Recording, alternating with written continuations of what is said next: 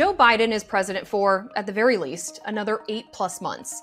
But he has only weeks left to safeguard his key policies and regulations from a potential Donald Trump victory. The Biden administration is right now trying to rush out in final form all of the regulations that it's been working on for a couple of years to make sure that they are final before the Congressional Review Act cutoff date. The 1996 law allows an incoming president to unravel the previous administration's recent rules and regulations with support from a simple majority in the House and Senate. It was adopted during the time when Bill Clinton was president and Newt Gingrich was the Speaker of the House. There were a lot of conflicts, and Congress, the majority in Congress, felt that it should have more ability to control what the administrative state does. The rules are obscure, but basically, once a federal agency reports a new rule to Congress, Congress has 60 working days to introduce a joint resolution disapproving of the rule.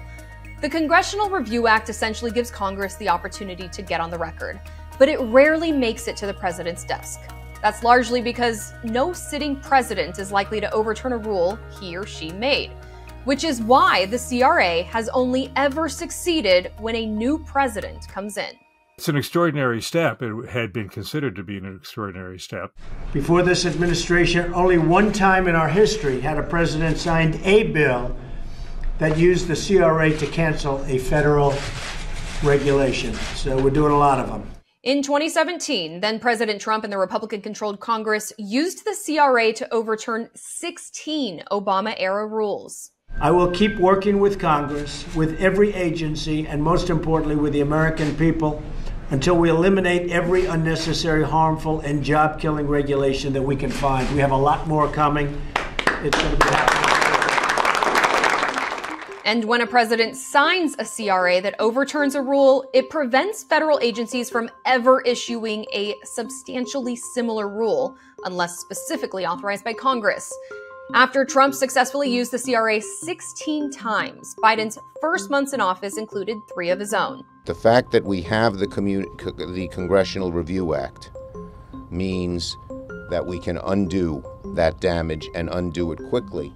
And now, with Trump back on the ballot, George Washington University research shows the Biden admin is finalizing rules this spring at a pace that far exceeds any other time in his term to get ahead of that 60 working day window. There's every reason to believe that he would want to revoke as many of the Biden-era regulations as he could, just as in the first term he revoked a lot of the Obama-era regulations. Trump's campaign confirmed as much. Spokesperson Caroline Leavitt said, when re-elected, President Trump will immediately cut Joe Biden's burdensome regulations, unleash our domestic energy industry, and implement a pro-worker agenda that will uplift all Americans. It's only in the last couple of decades that we've tended to have such radical shifts in federal policy as we go from one party to another. And Michael Girard says that environment has made the business environment more chaotic. It's completely disruptive because, for one thing, industry needs to know what investments to make. They need to know how clean their power plants need to be, what kind of automobiles to make. All across industries, companies rely on predictability for what regulatory schemes will apply.